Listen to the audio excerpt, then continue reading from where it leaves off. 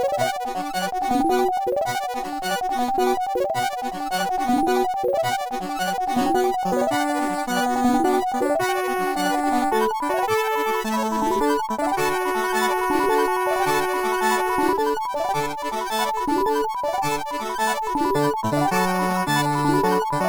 everyone to the next episode of Action Reaction, episode 4, I believe, if I'm counting right, since we had a pilot and I'm counting that as the unaired episode 1.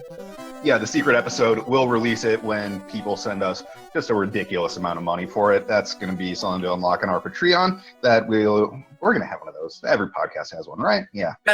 I think we have to. We need to find a way to siphon money out of people into us. So it's certainly not going to be through anyone wanting us to advertise on this show. Well, it's funny you mentioned that, Zane, because you know what I hate? Going to the post office. Oh, God.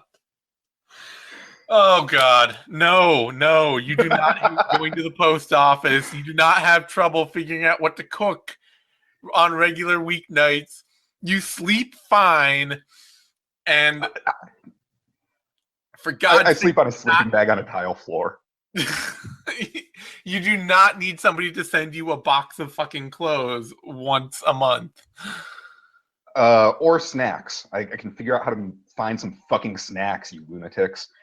Okay. On that note, episode 4 of the Action Reaction podcast, and we are here to talk about breaking the fourth wall. And I don't know. I realize I let you follow your id, and I feel that that's important because your enthusiasm is just about the only thing that keeps you functionally working. Pretty much, yeah. But this was fucking difficult, and because of that, I'm gonna make it a little difficult on you when it comes time to watch this, because I've chosen a movie that it's not old. Okay. But it's not quite an action movie. It has some action in it. And it's in French, and it's in black and white. God damn it, Zane. Is it okay?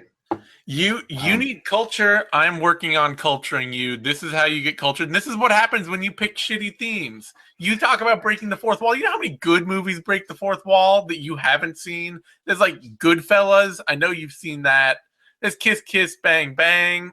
Yeah, and I mean, Goodfellas, I feel like, is a real classic because now every time I'm on cocaine and I hear a helicopter, I know that's my guy.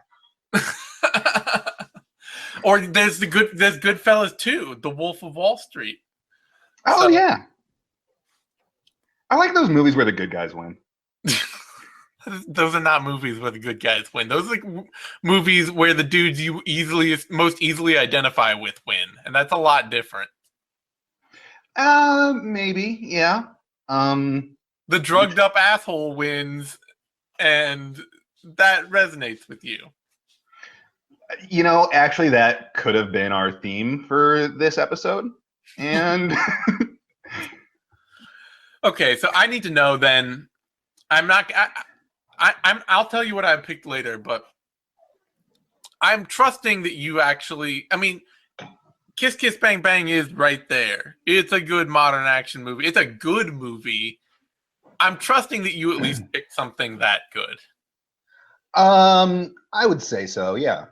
It's a solid movie, and there are a lot of good, solid modern action movies that break the fourth wall. So I'm hoping that I want you to have done this justice. Yeah, I did, and I get the feeling that a lot of our listeners who are familiar with me think all that three I'm of just them, yeah, all three of them, which yeah, that's enough. I get the feeling they're going to think that I'm being an asshole here, and I picked breaking the fourth wall so I could make you watch Deadpool, which I didn't do. I didn't make you watch Deadpool, Zane. Wait, because I was prepared to watch Deadpool. I was prepared to be like, hey, I've got an excuse to watch Deadpool, which I haven't seen, and that's the movie Troy's going to pick because he's got trash taste, and it's trash, and he'll pick it. Well, here's the thing. This is a movie about, or this is a podcast about action movies. This isn't the make Zane fucking miserable all. the time, but good, fun action movies. And while Deadpool is one of those, I want to make sure everyone's on board that we are here to really talk about the movies. That's the point of this. And I picked something that I think you will genuinely like and be excited for, not be like, oh, now I have an excuse for this. So I went back to the Great Well of Cinema from the year 2012, and our movie this week is called Seven Psychopaths. God damn it. Do you know it? I'm trying to remember if I saw this movie or not even.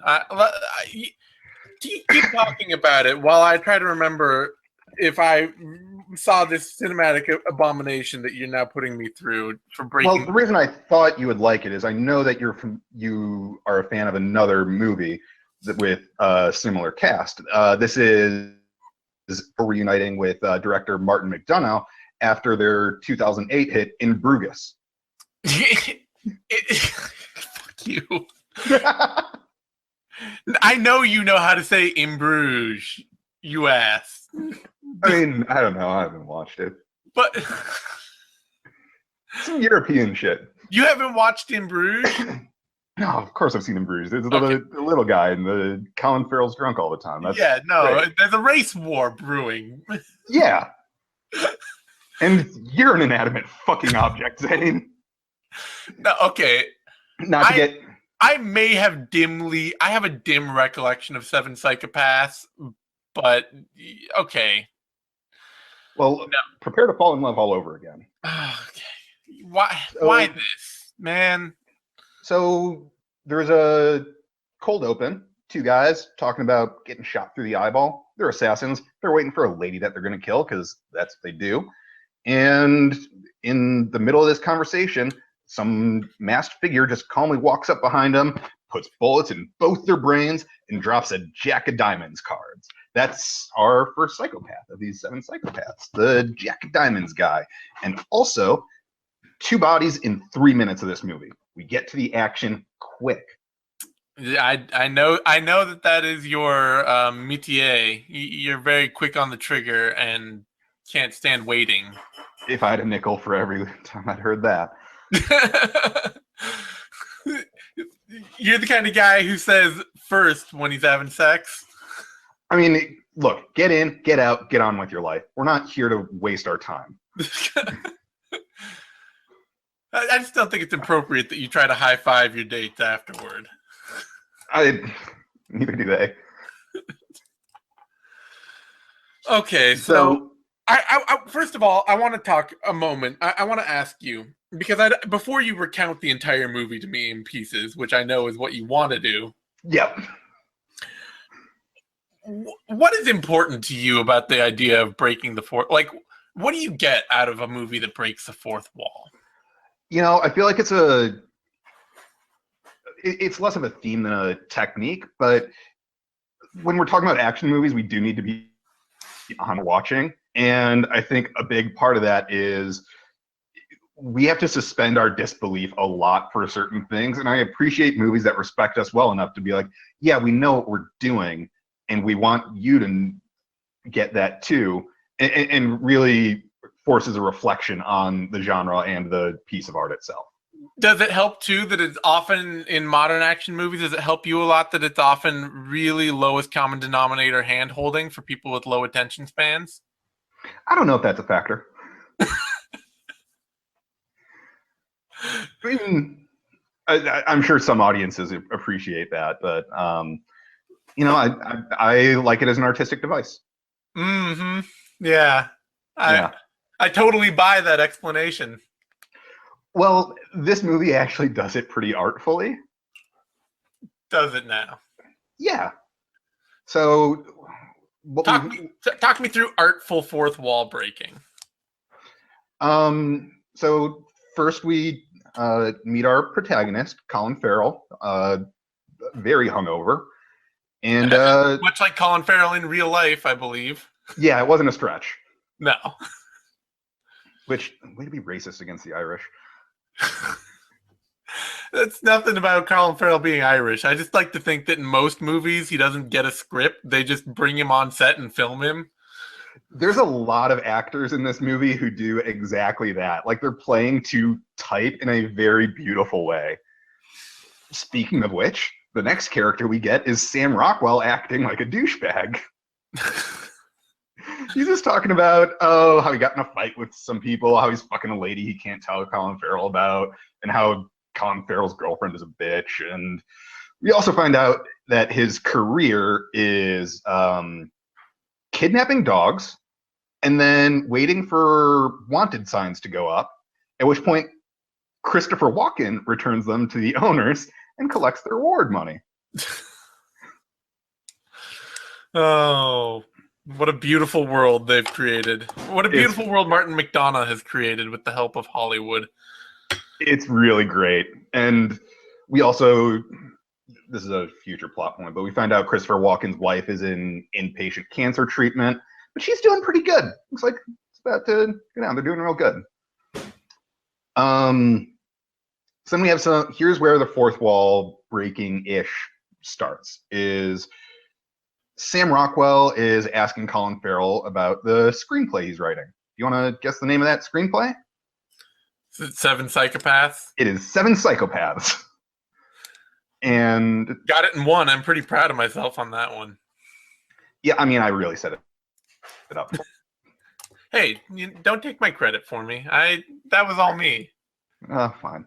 I had so many options to go with there, and I picked the right one, and I'm going to take that. After I held your hand through it saying this is where the fourth wall breaking starts in a movie called Seven Psychopaths with a screenplay. Yeah, real fucking hard, Zane. Enjoy your, like, solid base hit in T-ball. I will, thank you. I will enjoy every minor victory I get, because all right. Victory is there to be savored and few and far between, and unlike you, I hold myself to high enough standards that I don't just find joy in every single thing that comes along. Well, here's your mistake.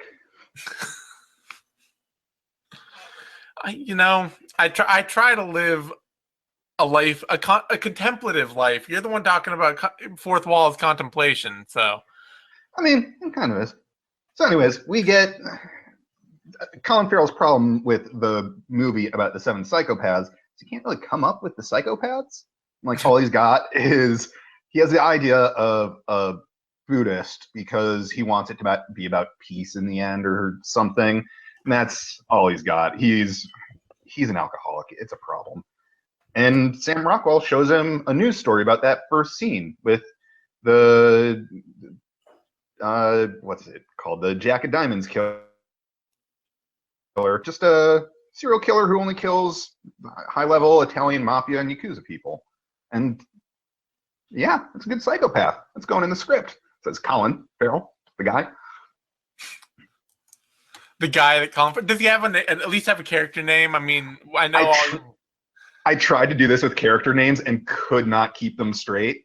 And since all these actors are playing so strongly to type, it really makes more sense to use the actor. It gives you a much more vivid picture. That's fair. That actually works for my movie as well, because all the main actors in my movie actually all have the given names of themselves, which made it really easy. Okay. Yeah, that'll help with the French names I can't remember. They're not even that French, so you'll do all right. Easier than the train. Easier than the train, yes. All right. So while we're talking about French, but whatever. Well, his name was like Labiche or whatever. True, yeah, but whatever. Moving on. Speaking of actors playing straight to type, we meet Woody Harrelson as a crime boss whose dog has been stolen by a dog walker.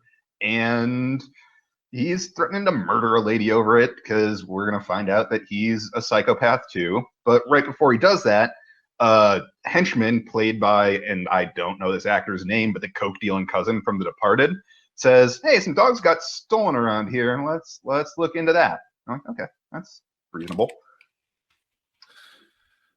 And dog stealing is such a weird plot. Like, it's such a weird point to build a whole plot around. Right, but it really fuels the entire movie. It does. It really does. And then just looking through my show notes, I have a comment here. Tits at 21 minutes. That is, considering how fast action happened, I'm surprised it took that long. But that is very, very important. I understand that. I just want to let you know what you have to look forward to. Okay, thank you.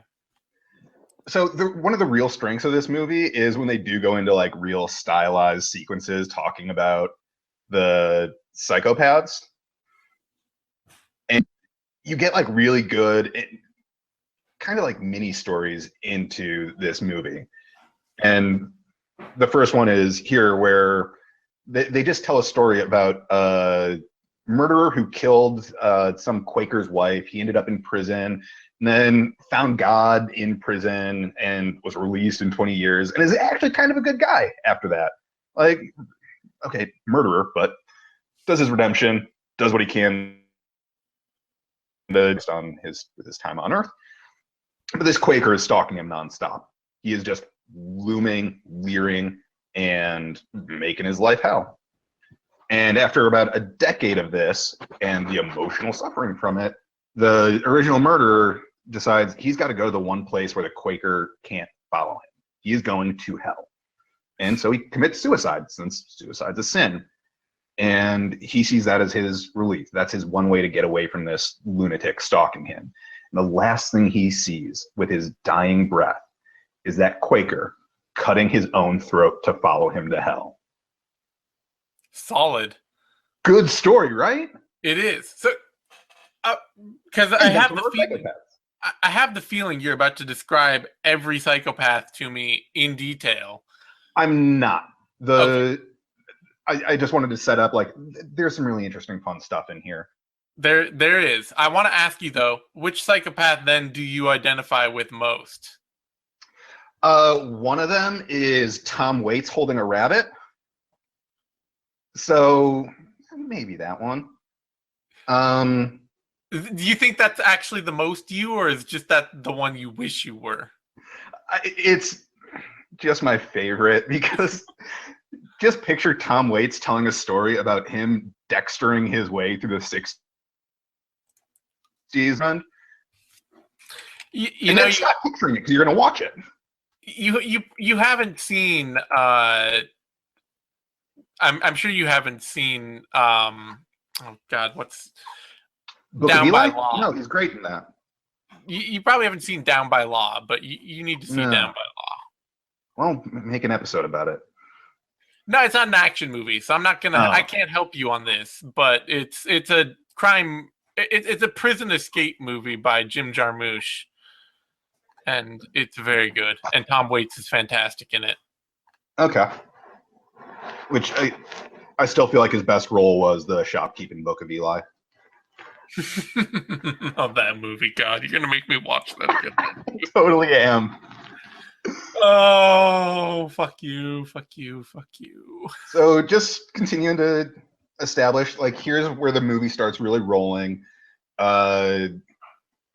What's his name? Colin Farrell is at like the dog kidnapping place because he got drunk and that's where they left him. Crime guys show up there. They're ready to murder him and Christopher Walken. Jack Hart's guy murders the bad guys. Then Colin Farrell's freaking out. Sam Rockwell comes in like, oh, we got to go on the run. Also, we should partner up with that Jack Hart's guy and fight all the bad guys in the desert. That'd be cool as hell. Because Rockwell's character in this has the same instincts as me. Was it Jack of Diamonds or is it Jack of Hearts? Jack of Diamonds. That's okay. My bad. I just want to be clear on that. Yeah. You start calling one character by the wrong name for the entire rest of the episode. Not that that's ever happened before. No, that's never happened before. It definitely didn't. So the reason we're never showing anyone episode 1 of this show, and that's a lot of it. That is the only problem with it. So back in the main plot, again, just keeping things moving. Woody Harrelson kills Christopher Walken's wife. Turns out the chick that Sam Rockwell is boning that he couldn't talk about in the first scene, That's Woody Harrelson's girlfriend. And then I totally thought you were going to say that was Woody Harrelson. It made so much more sense as to why you couldn't talk about it. or the crime boss. It's just that he won't cop to balling Woody Harrelson. But here's the great thing about that scene is he murders the girlfriend, and the next thing he does is he drops a Jack of Diamonds on her. It's all him. He's the Jack of Diamonds. He's been the Jack of Diamonds the whole time. So, you know, again, keep in mind that maybe he said, yeah, we should team up with the Jack of Diamonds and go shoot guys in the desert. So they all go on the run, the three of them, the Farrell, the Walken, the Rockwell, and four of them if you count the dog because they keep the guy's dog. What else is going to propel this forward? Oh, man. I mean, I have to say, if it's going to be a terrible schlocky action movie, Sam Rockwell and a dog propelling the narrative, you could pick worse things. Yeah, with a bunch of very Christopher Walken, which we find out he's actually even more important to the story than we thought. He wants to hear about Colin Farrell's psychopaths for this movie. So Colin Farrell tells him that good story about the Quaker psychopath. And, well, turns out that was Christopher Walken. That was Christopher Walken's life. They just saved him when he cut his own throat. And that's why he's been wearing a scarf this whole movie.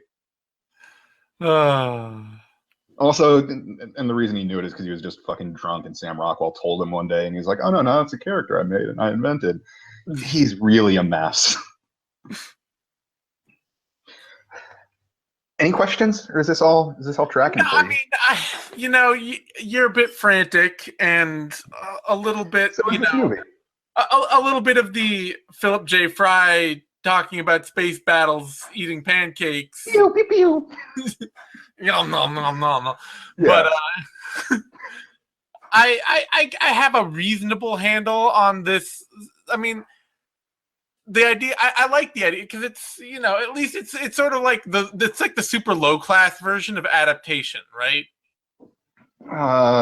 Adaptation?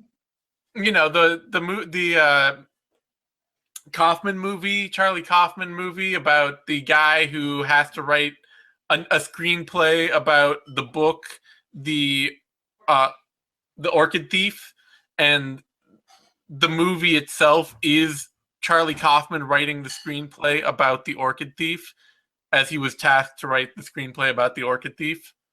Does the Orchid Thief shoot people?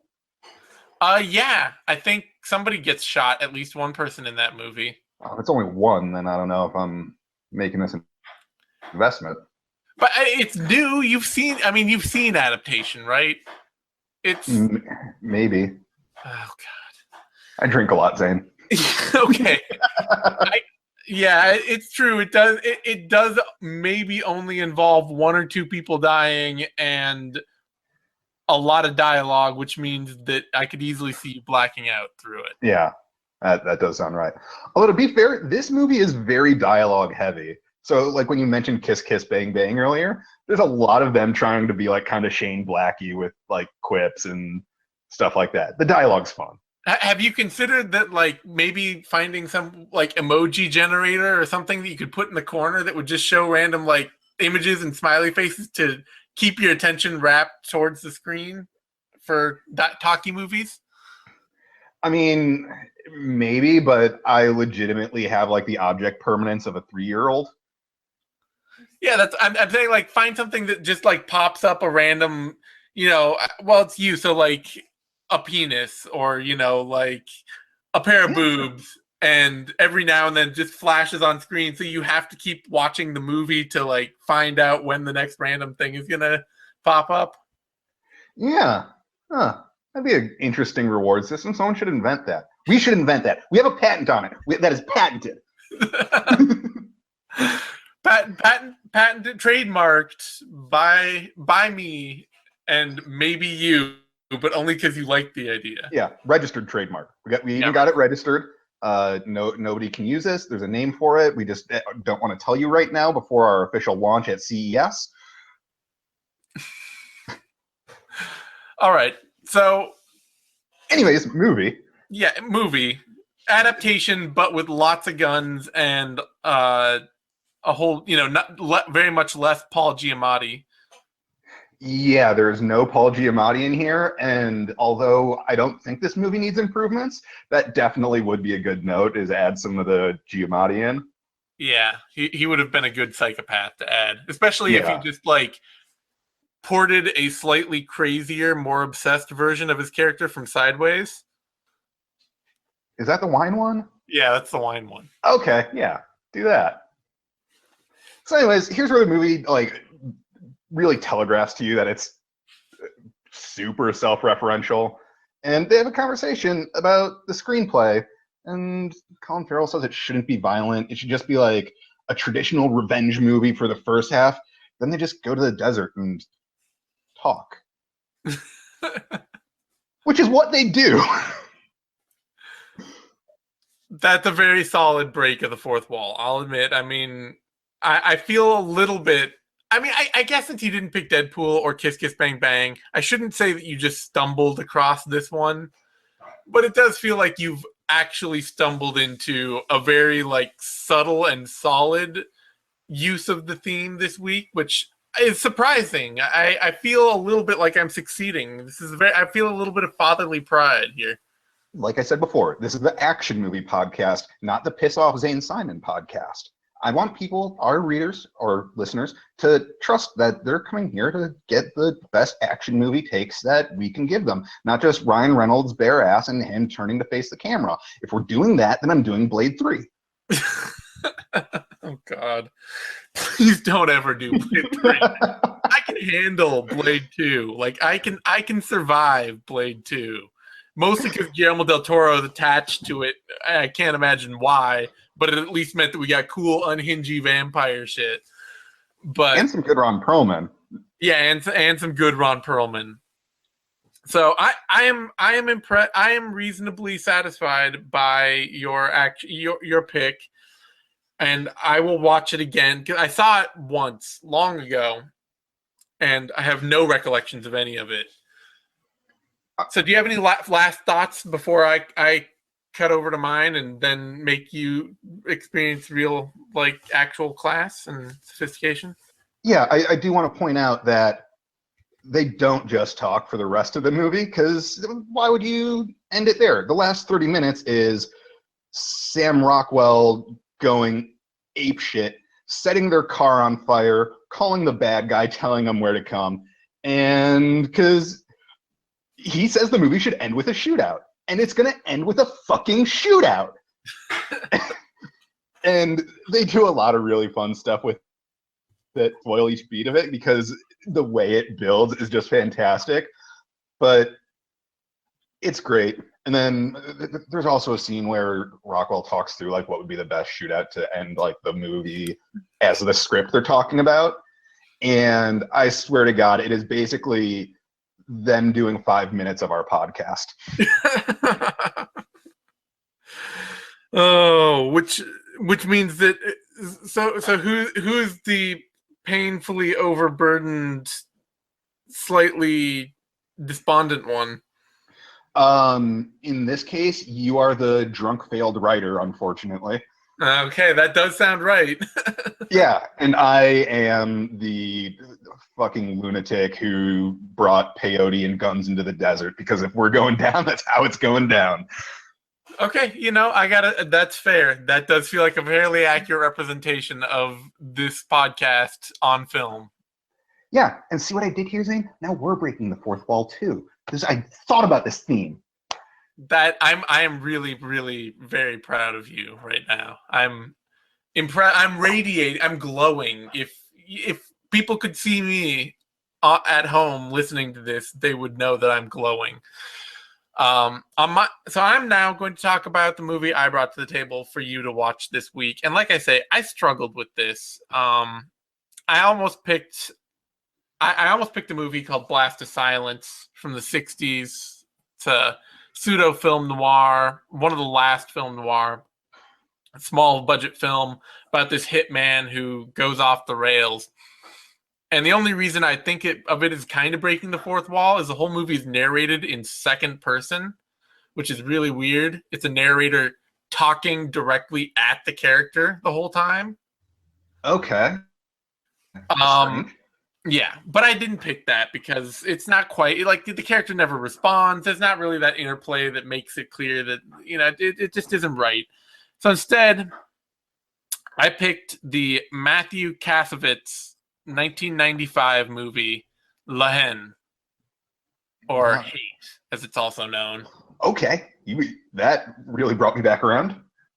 And it's a movie about three teenagers in the Paris ghetto, in the suburban ghetto around Paris, who and it's kind of a day in their life following a big riot that breaks out over the police beating of an Arab teenager or of a young Okay. Arab guy.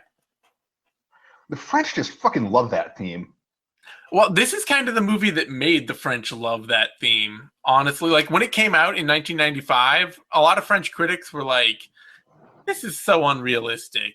Like riots, race riots, and angry youth, and all this. Like that's not good. That's not how Paris is. And then like the next 20 years of France has been youth race riots over police brutality. Yeah, and I feel like there's always that one person with trying to have a reasonable take of why can't we just go back to the 1940s when you could shoot each and just go to jail? People dealt with it. So it's Kassovitz. Unfortunately, he's not really gone on to be a very good director. Is like this movie is amazing. It's his first, and since then he's really okay. He made Amelie too, I think. Actually, or was he in Amelie? I don't know. Now I got to figure it out. He's an actor as well, so Okay. I'm confusing myself here. And he did not make Amelie. Okay. I just confused myself briefly, but the last thing he made was Rebellion, which was I don't know, a 2011 action movie that I actually haven't seen. But he was also known for a Vin Diesel movie that I'm trying to remember. Was Babylon AD. That was it. Oh, buddy. That's He made Babylon AD. and I'm looking this up just so that I can remember these names for longer than 30 seconds. Looks like he was also the director of Gothica, a movie where I thought Halle Berry was going to show her tits again and did not. So this is the second movie he made after Cafe au Lait, and it's a masterpiece. It's this amazing, fun crime drama about these three teenagers who one of whom finds a policeman's gun after the riots, and just their sort of interactions with especially with the police and with upper class French society following it, because one of them is Jewish, one of them is Arabic and or Arab, and one of them is black. And the Jewish one is played by Vincent Cassel, and he's just called Vince. Okay. And the Arab one is Saeed Tagmouri, and he's played by a guy, or he's Saeed, and he's played by Saeed Tagmouri. And then the black guy is Hubert Kunde, and he's played by a guy, or Hubert, and he's played by Hubert Kunde.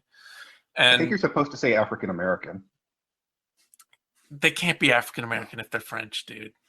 What do you mean? I mean, they're not Americans. Come on. You can only... Look, all this politically correct bullshit is so hard to keep up with. If he's French African, would be African French, I guess. I mean, you're not automatically African American if you just because you're black.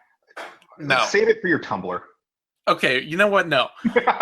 Anyway, the key to this Kassovitz is like he really is drawing heavily on classic crime cinema and classic All right. action cinema for this. So like one of the opening scenes of the movie, one of the early scenes of the movie is Vincent Cassell in the mirror doing the whole taxi driver thing. Like, are you talking to me? You talking to me? You must be, there's nobody else here, so you must be talking to me. And there's a lot of like them looking directly into the camera while they talk and while they have, while they make statements. Or there's scenes where like there's a scene where they just cut to like Vincent Cassell breakdancing, All right. and another scene where Vincent Cassell he's split up with his friends because he's the guy who ended up with this police officer's gun, and he threatens if the guy that the police officers beat up in this riot, or beat up and caused this riot, the cops arrested this guy, they beat him into a coma, everybody rioted, they lost a gun, Vincent Cassell finds it, and Vince says if their friend dies, he's gonna kill a cop with this gun. All right. Quid pro quo. And so it's so he splits up with his friends because they're like, dude, what the fuck? I think they even get arrested is actually what happens there. I just watched this movie, so I don't think they get arrested. I know they get arrested, but whatever. And he goes to the movies, and he's just like watching other movies, and you just hear the sound effects coming, and he's jumping from theater to theater and stuff like that. And so there's a lot of like, there's a scene where they're in the police station where they get arrested briefly, and then a cop they know springs them. And one of the cops is talking to them, telling them they need to cooperate with the police and not be thugs. And Saeed turns to the guy and says, "Oh, nice speech. Now you're in the movies." And it's sort of this reference to like, now you're talking like a movie cop, good for you. And the guy's like, "Hey, fuck you, telling me I'm playing a cop in the movies." And so there's a lot of little like breaking the fourth wall in small ways throughout the movie as it references its place in other movies. They're talking about this gun that was supposed to have gone missing, describing it, and talking about, is it like the gun from Lethal Weapon, or is it like the gun from Die Hard, stuff like that. Okay, so it's very aware that it exists in a world where these movies exist. Exactly. So one quick question to clarify here. So I'm getting echo again. All right. Hopefully that. Yeah, that should do it. When he goes to the movies, do we have an indication of what kind of movies he goes to? Do they lean all the way in on, oh, we're doing Taxi Driver, he's going to a porno theater? I think he goes to one of them's a gangster movie. Another one is a horror movie. And then if there's another one, I can't remember exactly what that one is. Because like after like the gangster movie, they have some like really trashy. I'm sure it's all made up. It's not actual movies he's seeing, but it's some really trashy like throwaway like crime lines of like, and I'm gonna fucking kill you now. It's just like this really blunt, stupid movie lines. Or there's like a scene early in the movie where they're talking about one of the characters, Saeed, is just like this really annoying, overly eager kid eager guy who's like always trying to rope everyone into like going along with him and doing everything as a group, and like, oh, we need to all stick together, and come on guys, let's go do this and do that. He's talking about this movie he watched, and he's talking about like, and then he says, you're my friend. Or normally people have to pay me to. Normally I get paid to kill people, but since you're my friend, I'll do you for free. It's like, isn't that the best line you've ever heard? I'll do you for free. I'll do you for free. That's the best line. And that's just like his whole thing is about like this great movie line he heard from some movie. He's a guy who appreciates one-liners. I'm feeling it. I feel like this is my entrance point to this movie.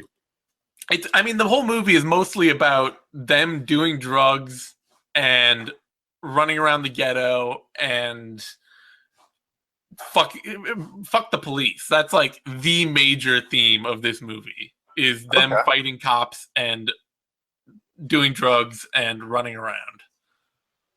Fun. That sounds like a solid weekend. It would be. It's a bit of a tragedy at the end, but most of it is a really solid weekend. They even have this, like, there's a scene where they go to the city because they need to get money for Saeed. He's owed money for this for like selling drugs or something like that. I don't know, something appreciably seedy. Okay. And he needs to find a guy named Asterix because it's French, and of course he's named Asterix because it's, goofy French cartoons. You know that, right? You've got Asterix and Obelix down. Yeah, and every movie you're bringing has some bonkers names in it, man. I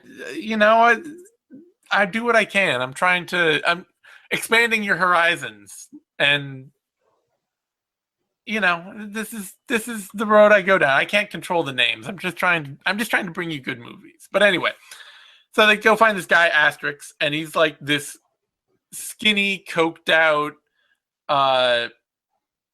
Christian Bale looking sort of American Psycho dude with nunchucks and a Glock, rocking around this apartment with a t-shirt tied around his waist. And they have and of course Vince, who's a complete asshole and wants to kill a cop, he immediately gets in a fight with the guy because the guy he has to see Vince's gun that he stole from the cop, and then he does that trick where you pretend to put bullets in the gun and then he plays Russian roulette with it. All right. And Vince doesn't realize that there are no bullets in the gun, and so the guy puts 2 bullets in it, spins it, starts clicking it against his head, and then he hands it to Vince. He's like, "Come on, you fucking pussy. Shoot yourself. You do it now." Right. And Vince is like, like, "Fuck you." He pulls it. He's like, shoot the guy, and they get into this big fight and all that. And there's all these crazy class dynamics and all sorts of shit. They go to an art gallery with it's having like an art opening, and there are these, 3 super low class ghetto teenagers going to this fancy art opening, trying to pick up women in the middle of Paris. And it's just an amazing, fun, weird movie that, like, I kind of wish everybody had seen when they were 15, because it's absolutely full of role models. Yes, it's like this great. It perfectly captures the teenage male attitude. All right. Yeah, So, I'm into that. When they go to the art gallery, is that while they're also high? No, they aren't high at the point that they're at the art gallery. They're just bored and trying to pick up women, and so they get these 2 women to talk to them, and the women think they're classless, so they immediately start insulting them, and then start getting into arguments with all the clientele, and start like tipping over all the tables and all the drinks and running out the door. All right. I mean, I'm glad they found a way to make something of it, but oh boy, they really made a mistake by sobering up before that. Yeah, well, there's a lot of mistake making. It's a lot about how poorly they handle their own lives, and obviously too about how bent the system is against them and stuff like that. So action wise, there's some riot footage, a couple people, at least one person gets shot, and a few fights, a couple police chases. It's not high on action, but this fourth wall thing, like, mostly cheesy bullshit has the fourth wall breaking. So I really felt taxed on this because, I figured you'd have a wealth of options and I would have so few. Yeah, I mean, there's so many. If I really wanted to be a dick and stretch this out, I could have said Dogma's an action movie. Yeah, well, or what I was looking, because I was trying to figure out how to do this, and one of the things that came up was Last Action Hero. That was one of my ideas. I was really thinking about it, but I get the feeling that we need to do a full Shane Black episode someday. Yeah, we may just have to do that, go down that road. But so yeah, Len, not the prototypical action movie. I'm not going to try to sell it as much. It's a crime drama. It's a crime dramedy. I will say that there's a lot of great allegorical stories in it too.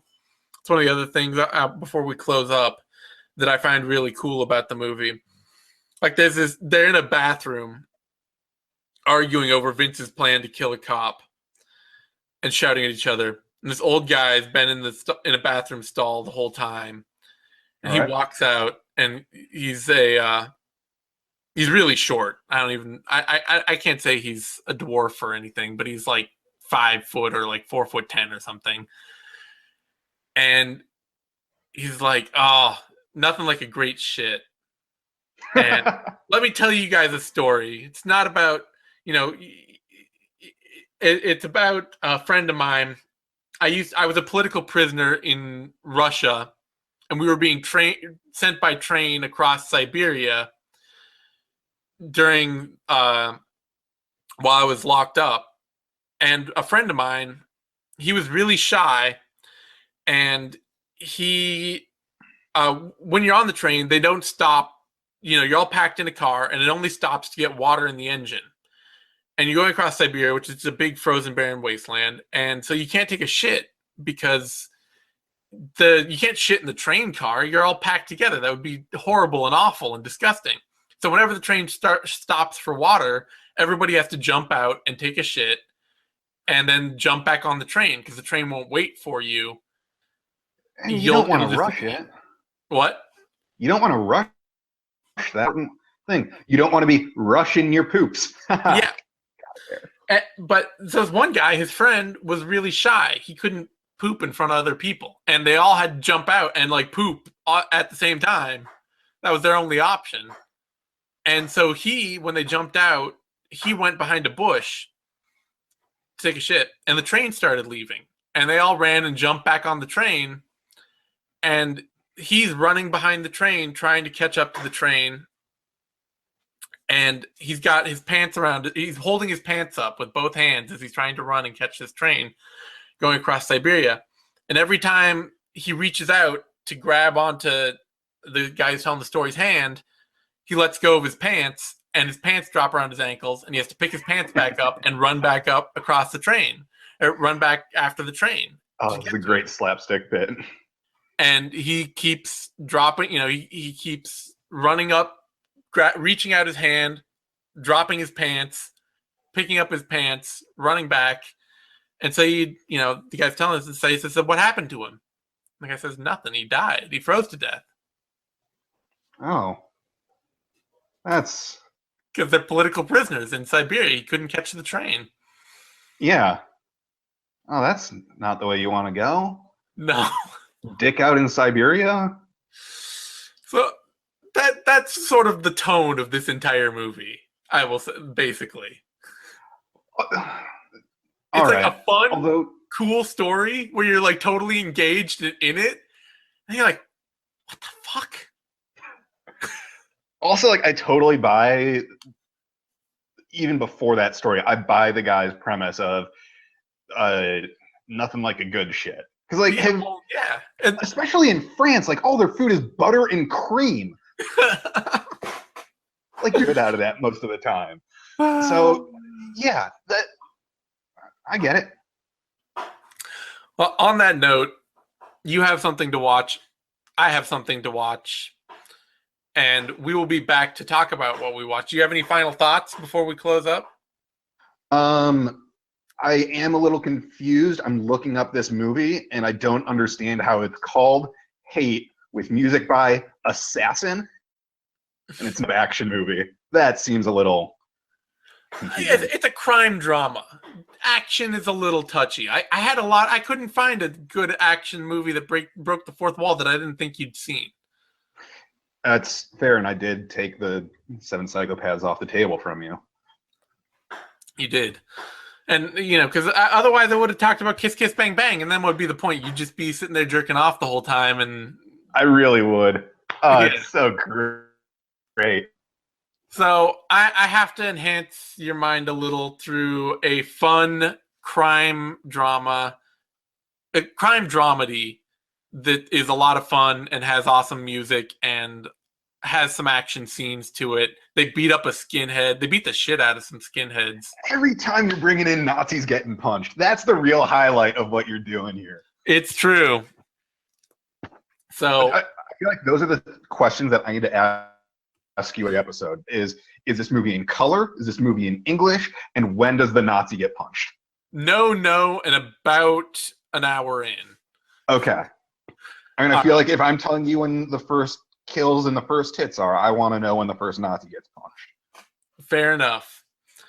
On that note, we'll be back soon for a mini-sode where we react to having watched both of these movies, and I see if I can find it in myself to redeem Martin McDonagh's Seven Psychopaths, because as much as I like Martin McDonagh, I barely remember that movie at all.